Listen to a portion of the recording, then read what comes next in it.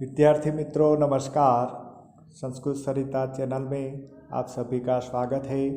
विद्यार्थी मित्रों, आज हम कक्षा 9वीं में जो प्रकरण 18वां है अंधेरी नगरी, जो गद्य है भारतेंदु हरिश्चंद्र ने लिखा है गद्य, उसके स्वाध्याय की हम संपूर्ण चर्चा करेंगे। विद्यार्थी मित्रों, तो अभी भी आपने संस्कृत सरिता चैनल को लाइक शेयर और सब्सक्राइब न किया हो तो अवश्य संस्कृत सरिता चैनल को लाइक शेयर और सब्सक्राइब कीजिए।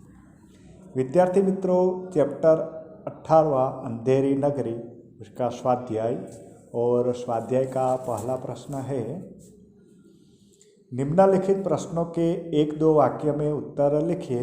यहाँ हमें 1-2 वाक्य में उत्तर देना है। विद्यार्थी मित्रों, उसमें पहला प्रश्न है, महंत ने नगर की असलियत जानने पर क्या फैसला लिया? तो उसका उत्तर हो जाएगा विद्यार्थी मित्रों, महंत ने नगर की असलियत जानकर वहाँ न रहने का निर्णय लिया। दूसरा प्रश्न है, अंधेरी नगरी में भाजी और खाजा किस भाव से बिकता था? तो उत्तर है उसका, अंधेरी नगरी में भाजी और खाजा दोनों टके शेर भाव था। तीसरा प्रश्न है विद्यार्थी मित्रों, कसाई ने भेड़ किससे मोल ली थी? तो उत्तर है, कसाई ने भेड़ एक गडरिये से मोल ली थी। चौथा प्रश्न है, महंत ने गोवर्धन दास को क्या सलाह दी थी? उत्तर हो जाएगा उसका, महंत ने गोवर्धन दास को उस नगर में न रहने की सलाह दी थी जहाँ टका शेर भाजी और टका शेर खाजा मिलता हो। पांचवा प्रश्न है, राजा फांसी चढ़ने को क्यों तैयार हो गया?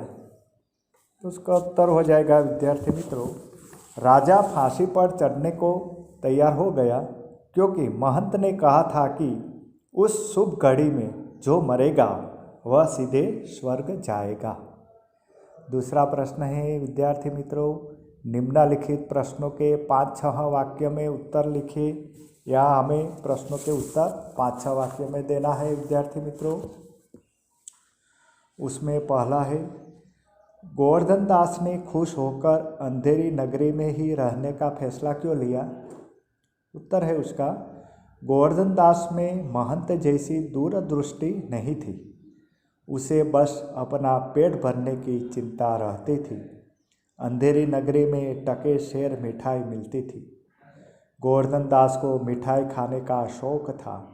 अंधेरी नगरी में रहकर वह कम पैसों में भी भरपेट मिठाई खा सकता था, इसलिए उसने अंधेरी नगरी में ही रहने का फैसला लिया।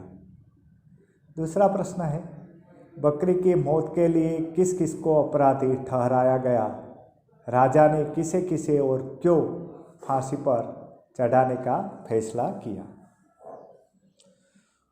उत्तर है विद्यार्थी मित्रों, बकरी की मौत के लिए कल्लू बनिया, दीवार बनाने वाले कारीगर, चूने वाला, भिश्ती, कसाई, गडरिये और कोतवाल को अपराधी ठहराया गया।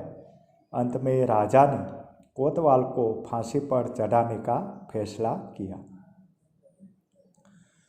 अगला प्रश्न है, तीसरा प्रश्न, गोवर्धन दास पर पछताए की बारी क्यों आ गई?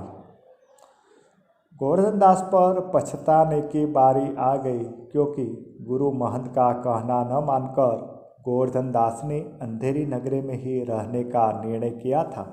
उसने सोचा था कि कम खर्च में अधिक मजे के साथ वही रह सकता था, परंतु जब दुबला पतला होने के कारण कोतवाल फांसी से बच गया, तब सिपाहियों ने गोवर्धन दास को पकड़ा।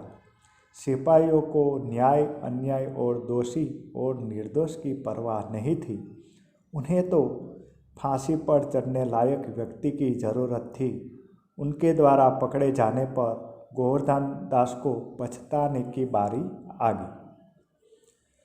अगला प्रश्न है विद्यार्थी मित्रों, चौथा प्रश्न, महंत गोवर्धन दास की जान बचाने में सफल कैसे हो गए?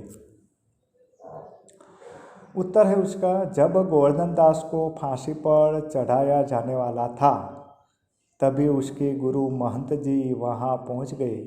गुरु ने शिष्य के कान में कुछ कहा और फिर गुरु शिष्य फांसी पर चढ़ने के लिए आपस में हुज्जत करने लगे। इससे सिपाही चकित हो गया। राजा, मंत्री और कोतवाल भी वहाँ पहुँच गए। पूछने पर महंत ने बताया कि उस मुहूर्त में फांसी पर चढ़ने वाला सीधा स्वर्ग जाएगा। स्वर्ग के लालच में चौपट राजा खुद फांसी पर चढ़ गया।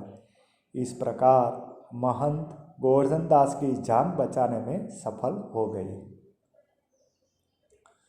अगला प्रश्न है 5वां प्रश्न, पाठ को अंधेरी नगरी शीर्षक क्यों दिया गया? उत्तर है, कहावत है कि यथा राजा तथा प्रजा। प्रस्तुत एकांकी इस कहावत को पूरी तरह चरितार्थ करता है। एकांकी में एक दीवार गिरने के अपराध में कईयों पर दोष लगाया जाता है, पर अपने अपने बचाव में सब सफल हो जाते हैं। अंत में कोतवाल दोषी साबित होता है, जिसका घटना से कोई संबंध नहीं है। राजा उसे फांसी देने का हुक्म देता है। कोतवाल की पतली गर्दन फांसी के बड़े फंदे के लायक नहीं, इसलिए मोटे ताजे गोवर्धन दास को पकड़ा जाता है। अंत में महंत ही चतुराई से राजा को स्वयं फांसी पर चढ़ा देता है।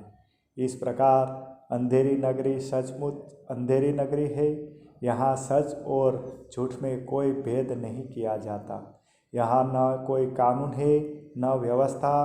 अपराध कोई करता है और दंड किसी और को दिया जाता है। इसलिए पाठ को अंधेरी नगरी शीर्षक दिया गया है।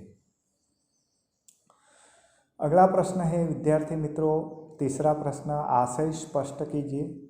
यहाँ हमें आशय का स्पष्टीकरण करना है। उसमें पहला है, अंधेरी नगरी चौपट राजा, टके शेर बाजी टके शेर खाजा। तो उसका उत्तर हो जाएगा विद्यार्थी मित्रों, मूर्ख राजा के राज्य में अच्छे बुरे, साधारण, विशेष, उचित अनुचित में कोई अंतर नहीं होता। खाजा जैसी महंगी मिठाइयाँ भी बाजी के भाव बेची जाती है। न्याय अन्याय में भी कोई फर्क नहीं रखा जाता। राज्य में सब जगह अंधेर ही अंधेर दिखाई देता है। दूसरा है, राजा के जीते जी और कौन स्वर्ग जा सकता है, हमको फांसी चढ़ाओ, जल्दी करो। उत्तर, राजा को बताया गया कि फांसी पर चढ़ने की वह बहुत शुभ घड़ी थी। उस समय फांसी पर चढ़ने वाला सीधा स्वर्ग जाएगा। मूर्ख राजा स्वर्ग के लालच में आ गया। बुद्धि विवेक का उसमें घोर अभाव था। महंत की चाल में फंसकर वह फांसी पर चढ़ने के लिए तैयार हो गया। उसकी मूर्खता ही उसका राजहट बन गई। चौथा प्रश्न है विद्यार्थी मित्रों, सही शब्द चुनकर वाक्य पूर्ण कीजिए। यहाँ हमें सही शब्द चुनकर वाक्य पूर्ण करना है। उसमें पहला है, महंत अंधेरी नगरी में खाली जगह रहना नहीं चाहता था। तो उसका उत्तर है क्षण भर। दूसरा खाली जगह है, मंत्री और नौकर लोग खाली जगह बैठे हैं। मंत्री और नौकर लोग खाली जगह बैठे हैं। तो उसका उत्तर है यथास्थान बैठे हैं, यथास्थान। तीसरा प्रश्न है, कोतवाल तूने खाली जगह धूमधाम से क्यों निकाली? तो उसका उत्तर होगा सवारी। कोतवाल तूने सवारी धूमधाम से क्यों निकाली? चौथा प्रश्न है, मुझे अपने खाली जगह को अंतिम उपदेश देने दो। तो उसमें उत्तर हो जाएगा शिष्य। मुझे अपने शिष्य को अंतिम उपदेश देने दो। पांचवा है, शुभ घड़ी में जो मरा सीधा खाली जगह जाएगा। तो उसका उत्तर हो जाएगा स्वर्ग। शुभ घड़ी में जो मरा सीधा स्वर्ग जाएगा। विद्यार्थी मित्रों, पांचवा प्रश्न है, निम्नलिखित शब्द समूह के लिए एक शब्द दीजिए। उसमें पहला है उसमें न्याय मांगने वाला। न्याय मांगने वाला, तो उसका उत्तर हो जाएगा विद्यार्थी मित्रों